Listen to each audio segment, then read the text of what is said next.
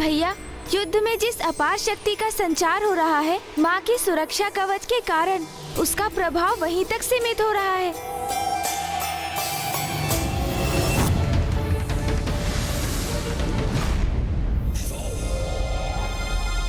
धिक्कार है इस असुर महायोद्धाओं को। एक तुच्छ नारी को रोकने में असमर्थ हो रहे हैं ये।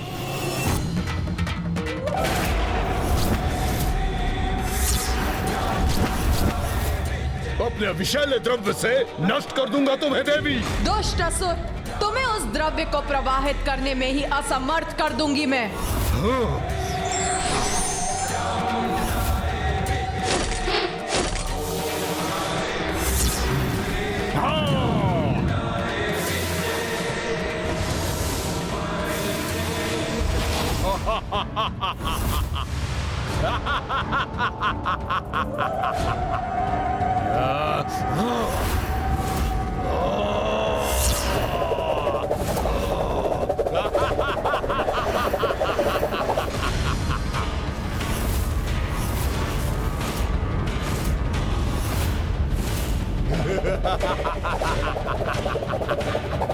इतनी तीव्र गति से अपने दोनों मुख गतिमान करूंगा मैं कि तुम लक्ष्य साध नहीं सकोगी, किंतु मैं अपने घातक द्रव्य से तुम्हें भस्म करूंगा।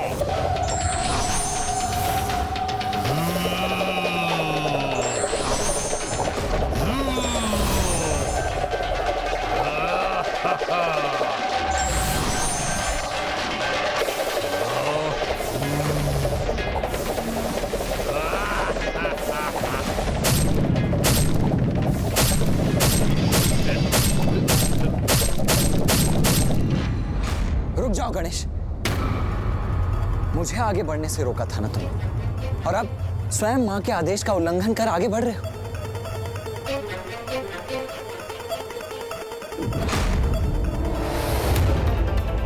नहीं भैया, माँ का आदेश तो मैं कदापि नहीं भूला, किंतु हम इन दुष्टों के वध के उपाय माँ को बताना अवश्य भूल गए हैं।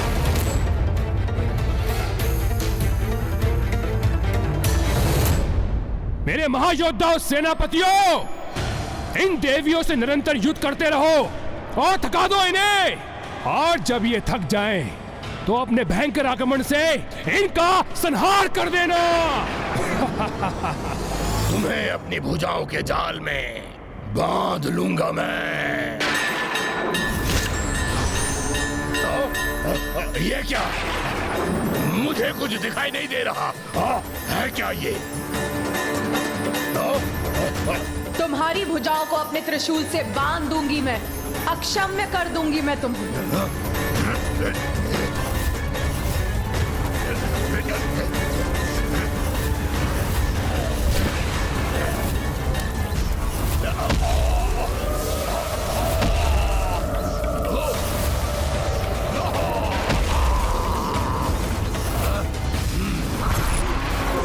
तुमने मुझे बांधा तो अवश्य है देवी, किंतु अभी भी मेरी ये भुजा शेष है।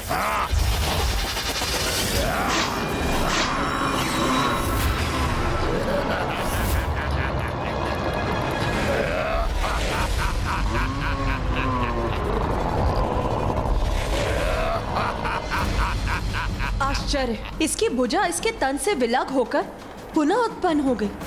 स्तब्ध रह गई ना तुम देवी, कुछ नहीं कर सकोगी मेरा, कुछ नहीं, कोई भी क्षति नहीं पहुंचा सकोगी मुझे। मुझे शीघ्र जाकर माँ को इनके वध का रहस्य बताना ही होगा, अन्यथा ये असुर ऐसे ही समय व्यर्थ करते रहेंगे और सूर्यास्त का समय हो जाएगा। किंतु प्रथम पूज्य गणेश जी, माता ने हम में से किसी को भी युद्ध भूमि में जाने और अस्त्र शस्त्र धारण करने से मना किया, तो फिर आप वहां कैसे जाएंगे? देवराज इंद्र का कथन तो सर्वथा उचित है। मुझे ही कोई युक्ति सोचनी होगी जिससे माँ के आदेश का उल्लंघन भी ना हो और उन तक पहुँच भी सकूं।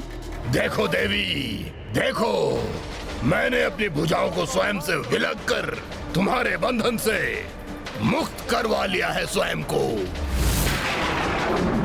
आकाश की ओर बढ़ूंगा तो ये कैसे वार करेगी मुझ पर?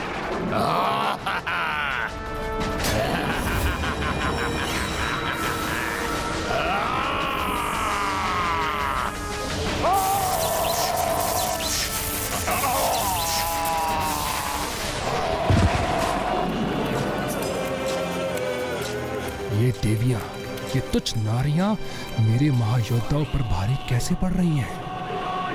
नारी की शक्ति का उचित परिचय प्राप्त हो रहा है इन दुष्टों को। ज्ञात हो रहा है इन्हें नारी का अपमान समाज और व्यक्ति दोनों के विनाश का कारक बनता है।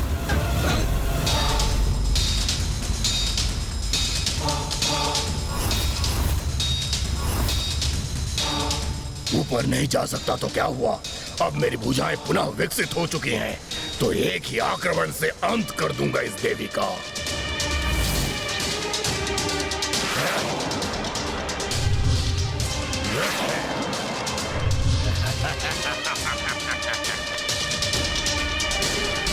इस प्रकार तो आज ये युद्ध समाप्त ही नहीं होगा। मुझे कोई तो मार्ग निकालना ही होगा। मेरी देश सेना का कोई भी सदस्य युद्ध करने के लिए आगे नहीं बढ़ेगा और ना ही अस्त्र उठाएगा।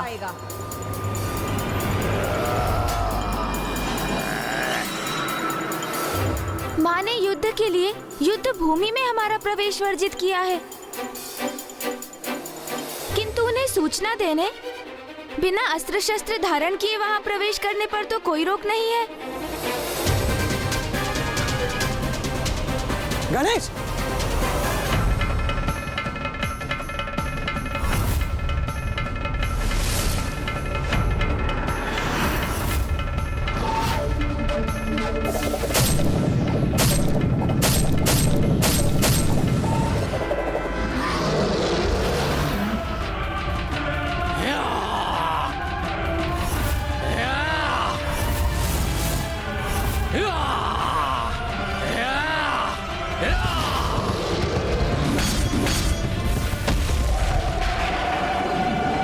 मुझे शीघ्र माताओं तक पहुंचना होगा।